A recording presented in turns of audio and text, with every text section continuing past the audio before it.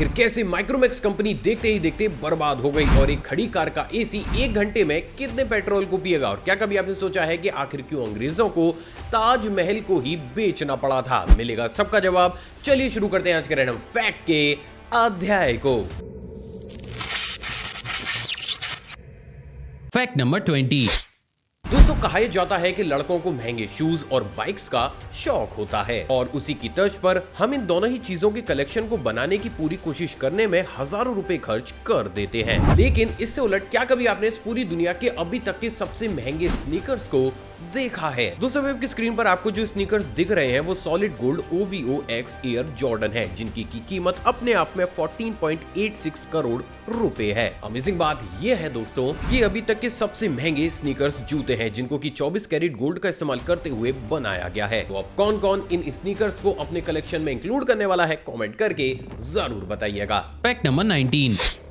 दोस्तों, आज हम हमारे चेहरे को चमकाने के लिए उसके ऊपर अलग अलग फेस मास्क को लगाते हैं, लेकिन क्या आपको पता है कि साल 1999 में इसी चीज को एक एक्सट्रीम लेवल पर भी ले जाया गया था। असल में दोस्तों, उस समय यूएसए की कंपनी के द्वारा कुछ इस तरीके के इलेक्ट्रिक एंटी रिंकल मास्क को भी बनाकर तैयार किया गया था, जो कि फेस मसल्स की एक्सरसाइज कराकर उनको और ज्यादा जवान दिखाने में मदद करता था। अमेजिंग बात यह थी दोस्तों कि ये टेक्नोलॉजी उस समय इतने बड़े स्केल पर फेमस हुई थी कि देखते ही देखते बहुत से देशों ने इसे अपना लिया। बट अनफॉर्चुनेटली, क्योंकि कभी कभी ये मास्क आपके चेहरे पर इलेक्ट्रिक शॉक को ही दे दिया करता था, तो आगे चलकर इस अमेजिंग सी टेक्नोलॉजी को ड्रॉप करना पड़ा। Fact number 18।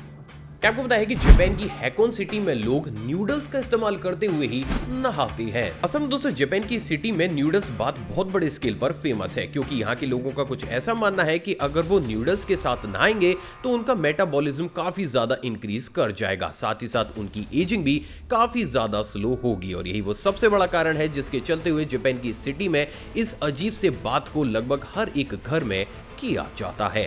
Strange but true. Fact number 17।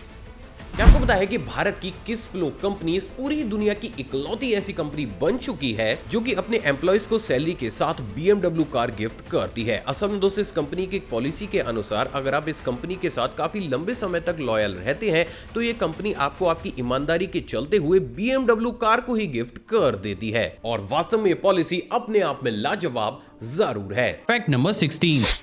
क्या आपको पता है कि नॉर्थ कोरिया एक ऐसी कंट्री है जहां पर आपको ट्रैफिक सिग्नल देखने को मिलेंगे ही नहीं? असल में दोस्तों, नॉर्थ कोरियन गवर्नमेंट का कुछ ऐसा मानना है कि अगर वो ट्रैफिक सिग्नल की बजाय कम एज की लड़कियों को ट्रैफिक को कंट्रोल करने की जॉब देंगे तो एक तो वो ज्यादा से ज्यादा रोजगार को लोगों तक पहुंचा सकेंगे, साथ ही साथ लोग भी इन लड़कियों की बातों को ट्रैफिक सिग्नल की तुलना में काफी अच्छे से मानेंगे। लेकिन डरा देने वाली बात यह है दोस्तों, इस जॉब को करने वाली लड़कियों को ये साफ तौर पर कहा जाता है कि अगर उनकी वजह से एक सिंगल एक्सीडेंट भी क्रॉसिंग पर हो जाता है तो उन्हें सीधा मौत की सजा ही दे दी जाएगी। और इसीलिए जॉब जितनी ज्यादा अजीब है उतनी ही ज्यादा खतरनाक भी। Fact number 15। दोस्तों, आपने अभी तक बहुत से क्रोकोडाइल्स तो जरूर देखे होंगे, लेकिन क्या कभी आपने एक व्हाइट क्रोकोडाइल को देखा है? ऑनेस्टली नहीं, क्योंकि ऐसे सिर्फ 2 ही क्रोकोडाइल इस पूरी दुनिया में मौजूद हैं। दोस्तों, वेब की स्क्रीन पर आपको जो क्रोकोडाइल दिख रहा है उसे बेहद ही रेयर क्रोकोडाइल स्पीशी मानी जाती है और ये स्पीशी इतनी ज्यादा रेयर है कि इन तरीके के सिर्फ 2 ही क्रोकोडाइल अब इस पूरी दुनिया में बची है। सच में रेयर। Fact number 14।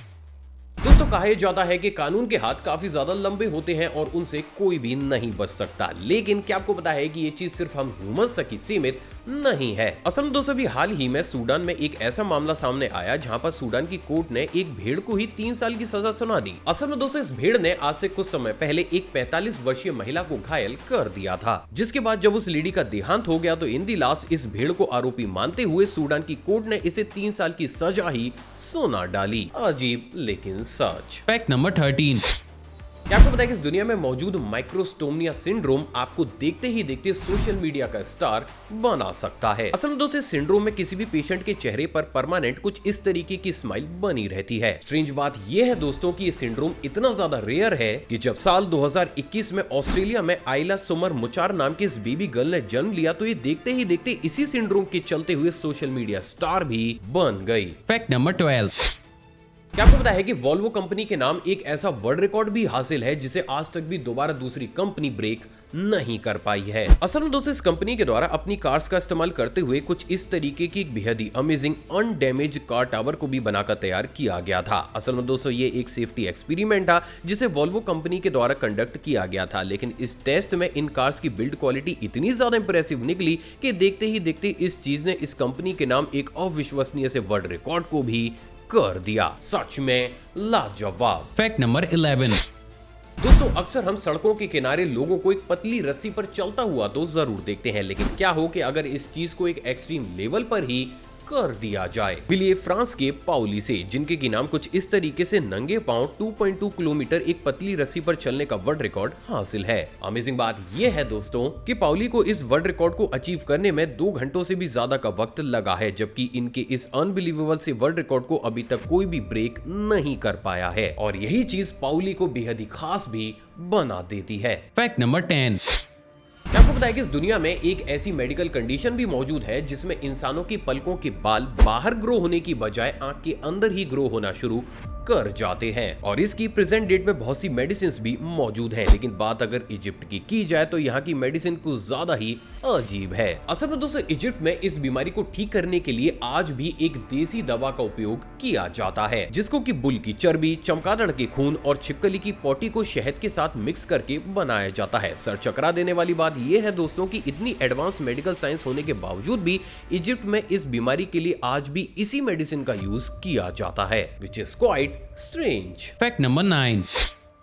दोस्तों हमारे देश भारत में टैलेंट की कमी बिल्कुल भी नहीं है, और समय समय पर मैंने अपनी वीडियो से ये प्रूफ करके भी दिखाया है। और उसी की तर्ज पर क्या आपको पता है कि हमारे देश भारत में एक ऐसा आर्टिस्ट भी मौजूद है जो कि बड़े से बड़े स्कल्पचर्स को किसी और चीज से नहीं बल्कि सिर्फ और सिर्फ कॉटन यानी कि रुई का इस्तेमाल करते हुए ही बना देता है। मिलिए नासिक में रहने वाले अनंत खैनार से, जिन्होंने की एक ऐसे यूनिक सॉल्यूशन को बनाकर तैयार कर दिया है कि जिसकी मदद से ये बड़ी से बड़े स्कल्पचर्स को भी कुछ इस तरीके से सिर्फ कॉटन का इस्तेमाल करते हुए ही बना देते हैं, और यही वो सबसे बड़ा कारण है जिसके चलते हुए इनके नाम इस कैटेगरी में एक वर्ल्ड रिकॉर्ड भी हासिल है। सच में गर्व होता है इस भारतीय के टैलेंट पर। Fact number 8।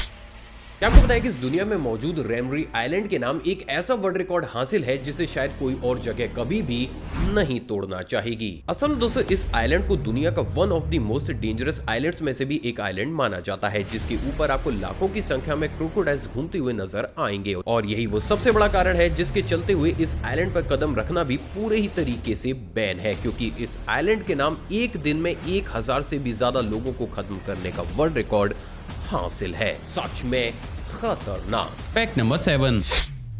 दोस्तों प्रकृति का ये नियम है कि जो भी जितना ज्यादा पावरफुल होगा वो उतनी ही आसानी से सरवाइव करेगा, लेकिन शायद इस लॉ को सैंड टाइगर शार्क को ज्यादा ही सीरियस ले गई है। असल में दोस्तों ये इकलौती ऐसी शार्क स्पीशी है जिसके वूम में हर बार ही पेयर में बेबीज डेवलप होते हैं। अब यहाँ पर सबसे ज्यादा स्ट्रेंज बात ये है दोस्तों कि ये दोनों ही बेबीज जन्म लेने से पहले ही अपने मदर के वूम में लड़ना शुरू कर देते हैं, एंड इन दी लास्ट जो इस फाइट में जीतता है सिर्फ वही जन्म लेकर इस दुनिया में आता है। और वास्तव में नेचर का ये लॉ कुछ ज्यादा ही एक्स्ट्रा ऑर्डिनरी जरूर है। Fact number 6।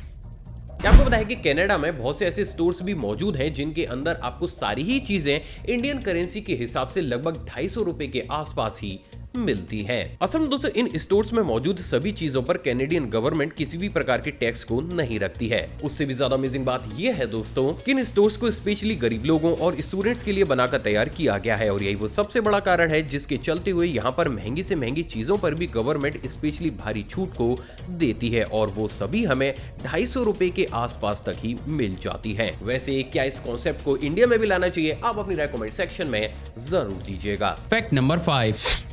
दोस्तों हमारा देश अलग अलग ट्रेडिशन और कल्चर से भरा हुआ है, और उसी का ही जीता जागता एग्जाम्पल अभी हाल ही में हमें सोशल मीडिया पर देखने को भी मिला है। असल में दोस्तों इस वीडियो क्लिप में बारातियों के द्वारा दूल्हे के साथ साथ उसकी घोड़ी को भी कुछ इस तरीके से हाथों में उठाकर लोगों के द्वारा डांस को परफॉर्म किया गया था। अमेजिंग बात यह है दोस्तों कि लोगों का कुछ ऐसा मानना है कि ये एक स्पेशल रिचुअल है जिसके तहत गुड लक को ग्रूम और ब्राइड की जिंदगी में लाया जाता है। सच में स्ट्रेंज। Fact number 4। दूसरे वाला फैक्ट करंट अफेयर की तर्ज पर है। क्या आपको बताया कि अभी हाल ही में अभिलाषा बराक देश की सबसे पहली लेडी कॉम्पैक्ट एविएटर बन चुकी है। तो गाइज अब अगर ये क्वेश्चन किसी भी एग्जाम में आए तो अब ये छूटना नहीं चाहिए। Fact number 3। आखिर क्यों अंग्रेजों के द्वारा ताजमहल को बेचा गया था? असल में दोस्तों बहुत ही कम लोगों को ये मालूम होगा, लेकिन 26 जुलाई साल 1831 को हमारे देश की शान ताजमहल को अंग्रेजों के द्वारा बेचा भी जा चुका था। लेकिन आखिर ऐसा क्यों? असल में दोस्तों जैसे कि हम सभी जानते हैं कि अंग्रेजों ने अपने फायदे के लिए हमारे देश की बहुत सी बेशकीमती चीजों को बेच दिया था और उन्हीं बेशकीमती चीजों में से एक चीज ताजमहल भी थी और इसके लिए उन्होंने बकायदा कोलकाता के अखबार में एक टेंडर भी जारी किया था। अब यहाँ पर स्ट्रेंज बात यह है दोस्तों कि अंग्रेज ताजमहल को तोड़कर उसके पत्थर को ब्रिटेन ले जाना चाहते थे और इसीलिए इन सारी ही चीजों को किया भी गया था। लेकिन सर चकरा देने वाली बात यह है दोस्तों कि इस टेंडर के जारी होने के बाद ताजमहल को बकायदा मथुरा के एक सेठ लक्ष्मी चंद ने 70,000 की बोली लगाकर खरीद भी लिया था।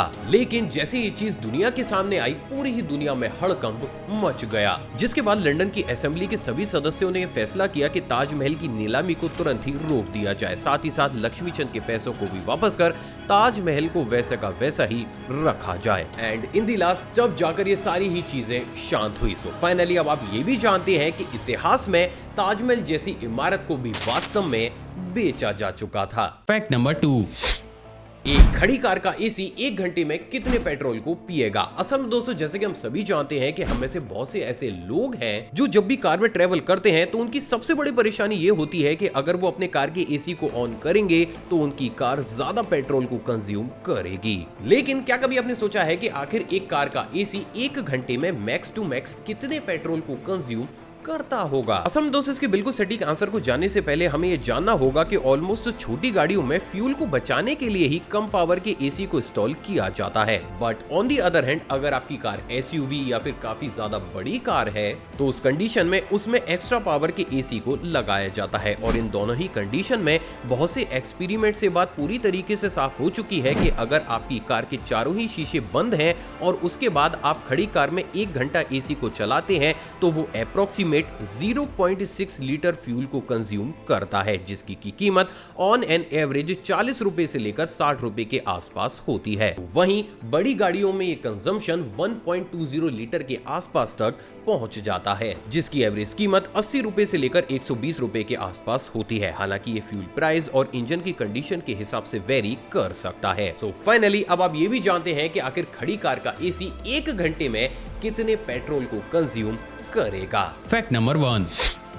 आखिर कैसे माइक्रोमैक्स कंपनी देखते ही देखते बर्बाद हो गई? असल में दोस्तों जैसे कि हम सभी जानते हैं कि एक वो दौर था जब स्मार्टफोन की अगर बात की जाती थी तो लोगों की जुबान पर सबसे पहला नाम माइक्रोमैक्स का ही आता था और उसी की तर्ज पर साल 2010 में ये कंपनी भारत की सबसे बड़ी फोन मैन्युफैक्चरिंग कंपनी भी बन गई थी। लेकिन आखिर फिर ऐसा क्या हुआ जिसके चलते हुए आज प्रेजेंट डेट में मुश्किल से ही हमें माइक्रोमैक्स का कोई भी फोन मार्केट में या फिर लोगों के पास नजर आता है? चलिए आज इसको भी डीकोड कर ही देते हैं। असल में दोस्तों माइक्रोमैक्स कंपनी जब बाजार में उतरी थी तो इसने मार्केट को कैप्चर करने के लिए काफी कम दामों पर काफी वैरायटी के फोन्स उतारे। अब यहाँ पर सबसे बड़ा ट्विस्ट ये है दोस्तों कि साल 2014 तक भारत में इतनी फैसिलिटीज अवेलेबल नहीं थी कि कोई भी कंपनी भारत के अंदर पूरे ही फोन को मैन्युफैक्चर कर सके और इसीलिए कंपनी फोन के मेजर पार्ट्स को चाइना से इंपोर्ट करती थी, जिसके चलते हुए साल 2014 में तो इस कंपनी ने सैमसंग को भी सेल में पीछे छोड़ दिया था। साथ ही साथ इसी साल ये कंपनी विश्व की 10वीं सबसे बड़ी मोबाइल मैन्युफैक्चरिंग कंपनी भी बनी थी, जो कि नो डाउट हर भारतीय के लिए एक गर्व की बात जरूर थी। लेकिन वहीं पर ही कहानी में आता है एक सबसे बड़ा ट्विस्ट और वो ट्विस्ट कोई और नहीं बल्कि जियो लेकर आया। असल में दोस्तों जैसे कि हम सभी जानते हैं कि जियो के मार्केट में लॉन्च होने के बाद लोगों का ध्यान बहुत बड़े स्केल पर 4G फोन्स की तरफ जाने लगा, लेकिन क्योंकि माइक्रोमैक्स ऑलरेडी लाखों की संख्या में चाइना से अपने 3G फोन्स को इंडिया में इंपोर्ट कर चुका था तो माइक्रोमैक्स ने यह सोचा कि वो पहले अपने 2G और 3G फोन्स के स्टॉक को खत्म कर लें और उसके बाद वो 4G के सेगमेंट में उतरेंगे। लेकिन उनका यही डिसीजन आगे चलकर उनकी बर्बादी का सबसे बड़ा कारण भी बना। असल में दोस्तों 4G के आने के बाद 4G स्मार्टफोन्स की सेल भारत में रैपिडली इंक्रीज होने लगी, जिसको देखते हुए ओप्पो, वीवो जैसी चाइनीज कंपनी ने भारत के मार्केट को कैप्चर करने के लिए सस्ते दामों पर अपने फोन्स को उतारना शुरू कर दिया, जिसके चलते हुए माइक्रोमैक्स के फोन की सेल देखते ही देखते काफी ज्यादा कम होना शुरू हो गई। साथ ही साथ क्योंकि माइक्रोमैक्स के साथ सबसे बड़ी प्रॉब्लम ये भी थी कि वो ना ही अपने फोन में टाइम टू टाइम अपडेट दिया करते थे और ना ही उनकी services up to the mark हुआ करती थी, तो लोगों का भरोसा इस कंपनी से काफी हद तक हटने लगा और यही वो सबसे बड़ा कारण भी बना जिसके चलते हुए 3G सेगमेंट में माइक्रोमैक्स जहां विश्व की 10वीं सबसे बड़ी कंपनी तक बन गई, तो वहीं 4G कैटेगरी में उसे मुंह के बल गिरना पड़ा। तो फाइनली अब आप ये भी जानते हैं कि आखिर कैसे माइक्रोमैक्स देखते ही देखते बर्बाद हो गई। दोस्तों किसी ने वो भी कहा कि प्यार हो जितना ज्यादा बढ़ा जाए उतना ही कम है, तो इस वीडियो को दिल खोलकर लाइक, शेयर और कमेंट जरूर कीजिएगा। साथ ही साथ दोस्तों बहुत ही जल्द 2 मिलियन की फैमिली बनने वाले हैं, तो इस चैनल को सब्सक्राइब कर उस बेल आइकन को प्रेस जरूर कीजिएगा। आप चाहें तो मुझे इंस्टाग्राम पर भी फॉलो कर सकते हैं, वहां भी मैं शॉर्ट फैक्ट्स और बैकस्टेज मोमेंट्स को टाइम टू टाइम शेयर करता रहता हूं। साथ ही साथ अपनी नॉलेज को और ज्यादा बूस्ट करने के लिए आप इस प्लेलिस्ट को भी चेकआउट कर सकते हैं। जय हिंद।